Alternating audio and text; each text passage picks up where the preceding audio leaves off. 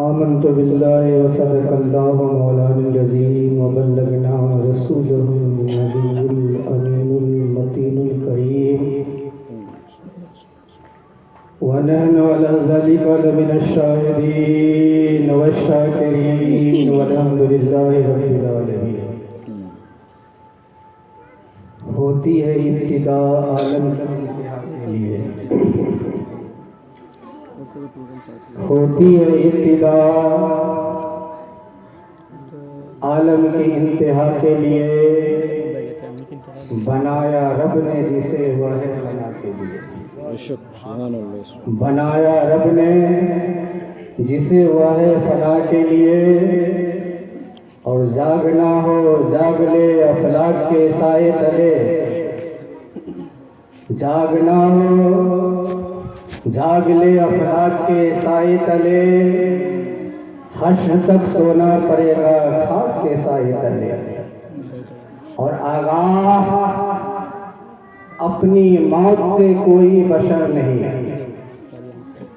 آگاہ اپنی موت سے کوئی بشر نہیں، سمانے 100 برس کی ہے پل کی خبر نہیں، سمانے 100 برس کی ہے پل کی خبر نہیں۔ میرے دوستوں، میرے بھائیوں، یا محفل میلاد النبی صلی اللہ علیہ وسلم میں ہم اور آپ شرکت کیے ہوئے ہیں، اللہ تعالی ہم سبوں کی حاضری کو قبول عطا فرمائے۔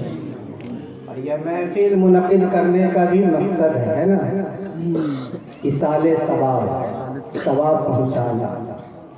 اور آپ جانتے ہیں کہ چند دن پہلے عالی جناب مرحوم مغفور محمد اظہار الحق صاحب ہمارے اور آپ کے بیچ تھے، اب نہیں ہیں، تو ان کے آل و اولاد نے، اہل خانہ نے محفل رسول سجا کر ایصال ثواب پہنچانے کا ایک ذریعہ بنایا ہے نا۔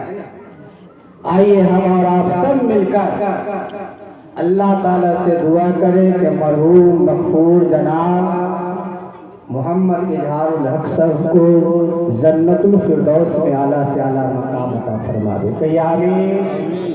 ان کے تمام گناہ صغائر و کبائر کو اللہ تعالیٰ معاف فرما اور ان کے اہل خانہ کو صبر زمین عطا فرما۔ آئیے ایک بار درود پاک پڑھ لیتے ہیں، اللہم صلی علی سیدنا مولانا محمد بارک علی صلاۃ و سلام علیک یا رسول اللہ، صلاۃ و سلام علیک یا نبی اللہ صلی اللہ تعالی علیہ وسلم۔ میں آپ کا زیادہ وقت نہیں لوں گا، بہت مختصر وقت میں اپنی باتوں کو کہہ کر سماعت کروں گا۔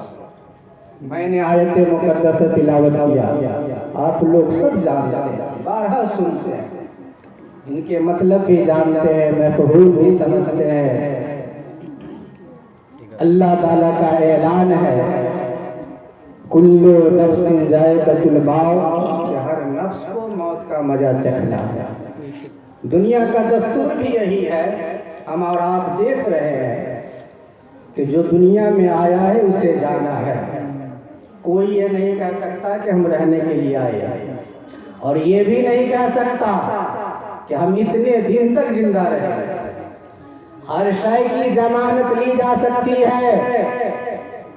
آپ چائے پینے والے کپ لیجئے گا، اس کی گارنٹی ہے۔ کاغذ کے پلیٹ لیں گے آپ دکان میں، اس کی بھی گارنٹی ہے۔ لیکن انسان کے جان کی کوئی گارنٹی نہیں۔ ابھی ہم بول رہے ہیں آپ کے سامنے، چند منٹوں میں، چند گھنٹوں میں کس کی جان چلی جائے کوئی نہیں جانتا۔ کوئی یہ نہیں کہہ سکتا کہ میں کل کا سویرا دیکھوں گا، کوئی یہ نہیں کہہ سکتا کہ کل کے بعد جو رات ہوگی اس رات کو میں دیکھ پاؤں گا، کوئی نہیں کہہ سکتا۔ تو دنیا کا دستور بھی ہے، اللہ کا اعلان بھی ہے کہ ہر نفس کو موت کا مزہ چکھنا ہے۔ دنیا میں جو آیا ہے اسے جانا ہے، اور جانے کا وقت بھی مقرر ہے۔ وقت سے پہلے نہ کوئی جا سکتا، چاہے جو ہو جائے۔ جتنے بڑے آفت و بلیات آ جائے، دشمنوں کا الغار ہو جائے، جب تک ہماری موت کا وقت نہیں ہوگا ہم دنیا سے نہیں جائیں گے، اور جب موت کا وقت ہو جائے گا تو کوئی ہمیں بچا بھی نہیں سکتا، کوئی روک بھی نہیں سکتا۔ تو موت یقینی ہے، جانے کا وقت بھی مقرر ہے، نہ اس سے پہلے نہ اس کے بعد کوئی جا سکتا ہے۔ یا دنیا کا دستور ہے، سبھی حضرات جانتے ہیں، سبھی کا اس پہ اتفاق، کوئی انکار نہیں کر سکتا۔ دنیا میں انیک مذاہب کے ماننے والے ہیں، انیک دھرموں کے ماننے والے ہیں، ہر چیز میں اختلاف ہے، خدا کے ماننے میں اختلاف ہے، عبادت کرنے میں اختلاف ہے، دنیا میں چلنے کا اختلاف ہے، زندگی گزارنے میں اختلاف ہے، لیکن اگر موت کا نام آتا ہے، موت کا ذکر ہوتا ہے تو وہاں پہ کسی کا اختلاف نہیں، سبھی حامی بھرتے ہیں کہ ہمیں جانا ہے۔ لیکن میں آپ کے سامنے یہ بات عرض کرنا چاہتا ہوں کہ جانا سبوں کو ہے، لیکن میرے نوجوان بھائیوں، میں آپ کے ذہن میں یہ بات کو رکھنا چاہتا ہوں کہ خوش نصیب ہے وہ اولاد، قابل فخر ہے وہ اولاد جن کے والدین زندہ ہو اور وہ اولاد اپنے والدین کی خدمت کر کے جنت حاصل کر لے۔ سبحان اللہ، قابل فخر ہے وہ اولاد کہ جن کے والدین حیات سے ہو تو خدمت کر کے جنت حاصل کر لیجئے، اور جب دنیا سے اپنے آپ کے والدین چلے جائے، قبر کی منزل میں پہنچ جائے تو آپ اپنے والدین کو دنیا سے جانے کے بعد بھی فراموش نہ کریں، بلکہ یاد کرتے ہیں۔ یاد کیسے کریں گے؟ کبھی قبرستان پہنچ کر فاتحہ درود پڑھ کر، کبھی اپنے گھر میں فاتحہ خوانی کر کر، کبھی میلاد رسول منا کر، کبھی تیجا اور دسواں بسواں منا کر اپنے والدین کو یاد کرتے رہے، اس کا ثواب آپ کے مرحومین کو ملتا ہے۔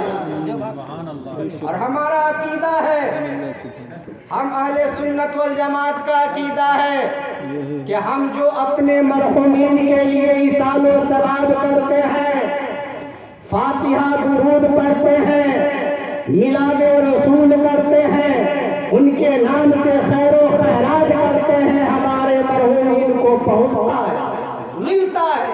اب آئیے اسی کے ضمن میں ایک واقعہ سنیے، میں بہت تیزی کے ساتھ اپنی باتوں کو ختم کروں گا۔ ایک واقعہ سنیے، حضرت حسن بصری رحمت اللہ تعالیٰ علیہ کا زمانہ ہے۔ ان کے زمانے میں ایک عورت گھبرائی ہوئی، بڑی پریشان آپ کی خدمت میں حاضر ہوئی، روتی ہوئی، اور جو گزار کر ہوئی، حضور ہماری جوان بیٹی فوت ہو گئی، انتقال ہو گئی، بہت پیاری بیٹی تھی، بہت میں پیار کرتی تھی، حضور کوئی ترکیب بتائیے، کوئی طریقہ بتائیے کہ میں اسے خواب میں دیکھ سکوں، اپنی بیٹی کا چہرہ دیکھ سکوں، بہت پریشان ہوں، حضور کوئی طریقہ بتائیے۔ حضرت حسن بصری رحمت اللہ تعالی علیہ آپ کچھ وظائف بتائے، کچھ طریقے بتائے، وہ عورت چلی گئی۔ وہ عورت حضرت حسن بصری رحمت اللہ تعالی علیہ کی باتوں پر عمل کیا۔ چند دن ہی گزرے تھے کہ ایک رات اپنی بیٹی کو وہ خواب میں دیکھتی ہے اس حال میں کہ اس کی بیٹی کے، اس کی لڑکی کے جسم پر تارکول کا لباس ہے، یعنی جہنمی لباس ہے، گردن میں زنجیریں ہیں، پاؤں جکڑے ہوئے ہیں، عذاب قبر میں مبتلا ہے۔ ماں کی ممتا ماں ہی جانے، ماں دیکھتی ہے خواب میں تڑپ جاتی ہے، چنانچہ صبح سویرے روتے ہوئے حضرت حسن بصری رحمت اللہ تعالیٰ علیہ کی بارگاہ میں حاضر ہوتی ہے اور رات کا دیکھا واقعہ بیان کر دیتی ہے۔ حضرت حسن بصری رحمت اللہ تعالیٰ علیہ سن کر بھی بڑا پریشان ہوئے، مغموم ہوئے، چنانچہ ایک رات چند دنوں کے بعد حضرت حسن بصری رحمت اللہ تعالی علیہ ہیں، خواب میں کیا دیکھتے ہیں؟ جنتی لوگ جنت میں ہیں اور اسی جنت میں ایک بلند تخت بچھا ہوا ہے اور اس تخت پر ایک حسین و جمیل لڑکی ہے، خاتون ہے۔ حضرت حسن بصری رحمت اللہ تعالی علیہ ٹکٹکی لگا کر اس خاتون کو دیکھتے ہیں، اس لڑکی کو دیکھتے ہیں۔ لڑکی بول پڑتی ہے، حضرت حسن آپ ہمیں جانتے ہیں، آپ ہمیں پہچانتے ہیں؟ حضرت حسن رحمت اللہ تعالی علیہ ہیں، ارشاد فرماتے ہیں بیٹی میں تجھے جانتا نہیں، تجھے پہچانتا نہیں، بول تو کون ہے؟ لڑکی ہے جواب دیتی ہے، اے حضرت حسن میں اسی بھٹیاری ماں کی بیٹی ہوں جو ماں آپ کی خدمت میں مجھے دیکھنے کے لیے فریاد کی تھی۔ میری ماں نے جب مجھے دیکھا وہ عذاب قبر میں مبتلا دیکھی ہے۔ چنانچہ حضرت حسن بصری رحمت اللہ تعالی علیہ دیکھتے ہیں، سنتے ہیں، تعجب میں پڑ جاتے ہیں، ارشاد فرماتے ہیں بیٹی تیرا حال تو دوسرا تھا لیکن ابھی تیرا حال دوسرا ہے، تو جنت میں اعلیٰ مقام پر ہے، تیری ماں بیان کر رہی تھی تو عذاب قبر میں مبتلا ہے، وہ خاتون ہے، لڑکی ہے، اور جو گزار ہوتے ہیں حضور ایسا ہی تھا جیسا میرے ماں نے آپ کی بارگاہ میں کہا۔ لیکن ہوا یا کہ ایک بار ایک بندہ خدا، مومن بندہ قبرستان کے قریب سے گزرا، قبرستان کے قریب سے جب قبرستان کے قریب سے گزرا ہے وہاں ٹھہر گیا اور نبی پاک صاحب لالا صلی اللہ تعالی علیہ وسلم پر درود پاک پڑھا۔ کیا کہا؟ درود پاک پڑھا، اور درود پاک پڑھنے کے بعد اس کا ثواب قبرستان کے مرحومین مومنین کے لیے بخش دیا۔ اللہ تبارک و تعالیٰ کا رحمت جوش میں آیا اور اس درود پاک کے پڑھنے کی برکت سے اللہ تعالیٰ 1 2 3 4 10 20 نہیں بلکہ 550 قبروں سے عذاب کو اٹھا لیا اور ان لوگوں کو جنت عطا فرما دیا۔ درود پاک پڑھا میرے دوستو۔ آپ دیکھیں عذاب قبر میں مبتلا تھی، ایک چھوٹا سا عمل بظاہر ایک چھوٹا سا عمل درود پاک پڑھ کر کے قبرستان کے مرحومین کے لیے اس کا ایصال ثواب کر دیا۔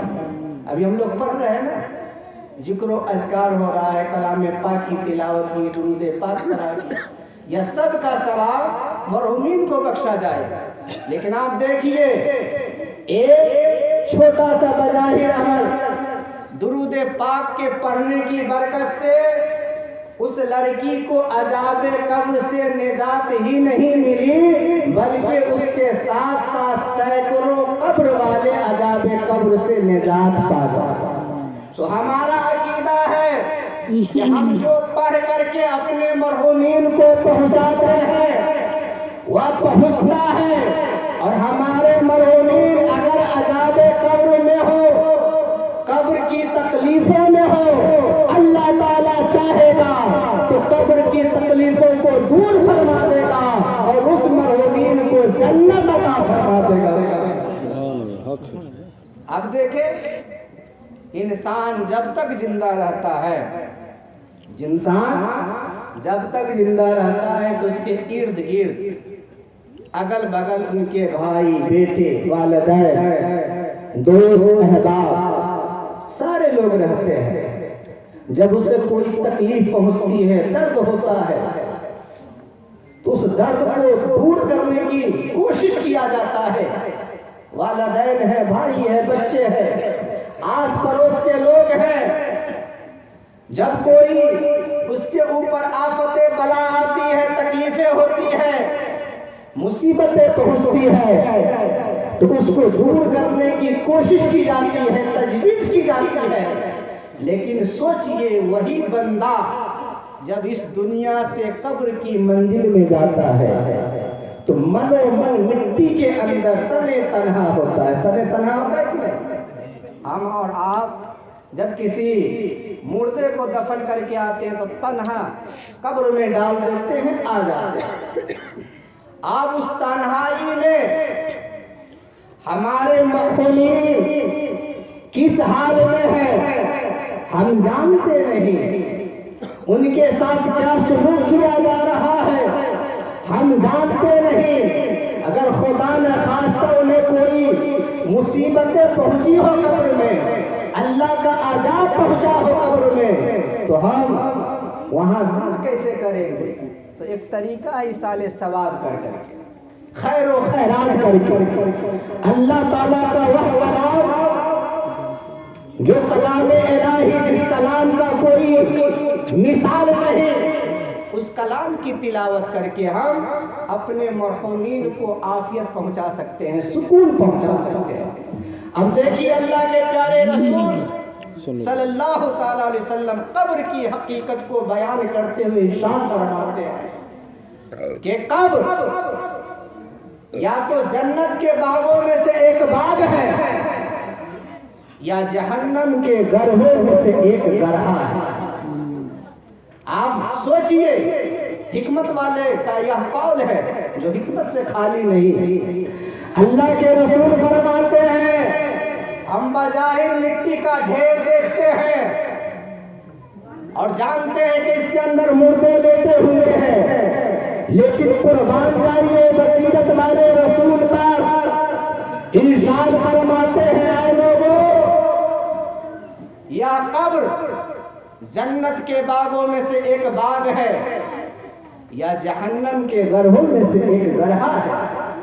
ہم مسلمان ہیں، ہم زندہ ہیں دنیا میں، ہم جان نہیں رہے کہ قبر میں جو ہمارے مردے لیٹے ہوئے ہیں ان کے لیے وہ قبر جنت کا باغ بنی یا معاذ اللہ جہنم کا گڑھا بنا، ہم نہیں جانتے.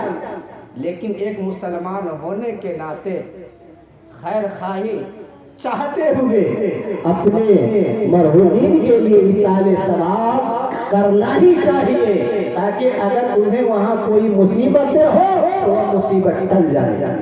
آپ دیکھیں حضرت مالک بن دینار رحمۃ اللہ تعالی علیہ ہیں.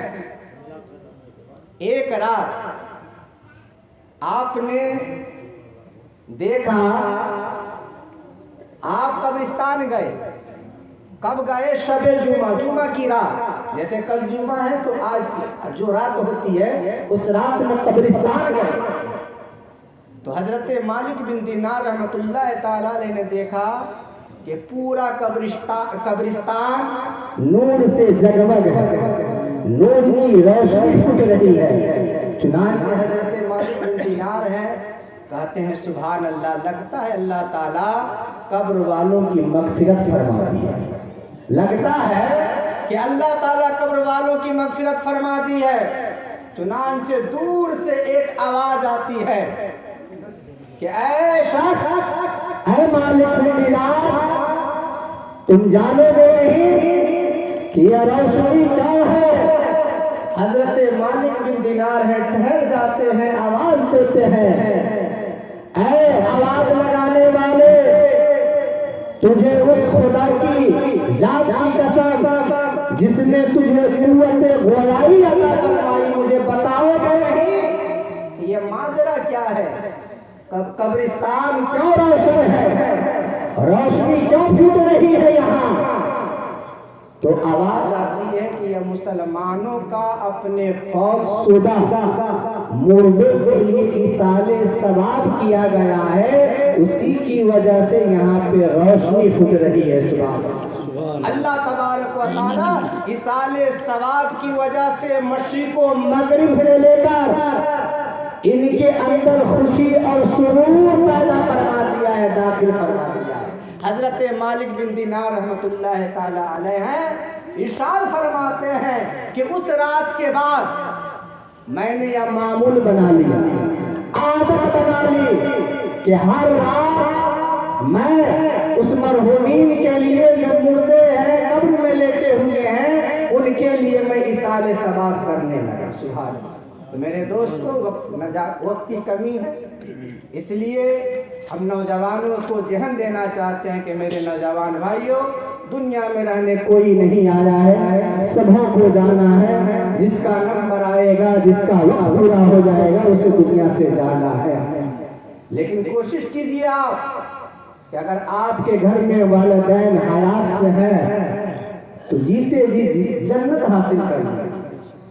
بدنصیب ہے وہ لوگ جس کے ماں باپ زندہ ہو اور خدمت کر کے جنت حاصل نہ کر لے. خوش نصیب ہے وہ اولاد کہ ماں باپ کی خدمت کر کے جنت حاصل کر لے، اور جب گھر کے والدین میں سے کوئی یا دونوں چلے جائے دنیا سے تو اس کو بھولے نہیں بلکہ یاد کرتے رہے. اور کیسے یاد کرتے رہے میں نے آپ کو بتایا، درود پاک پڑھ کر، فاتحہ درود پڑھ کر، خیر و خیرات کر، میلاد رسول سجا کر کے، قرآن خوانی کر کے، اس طریقے سے ایصال ثواب کریں. اگر آپ ایصال ثواب کریں گے مردوں کو ملے گا، مردے خوش ہوں گے، اور اگر انہیں قبر میں تکلیف ہوگی اللہ چاہے گا تکلیفوں کو دور کر کے جنت عطا فرمائے.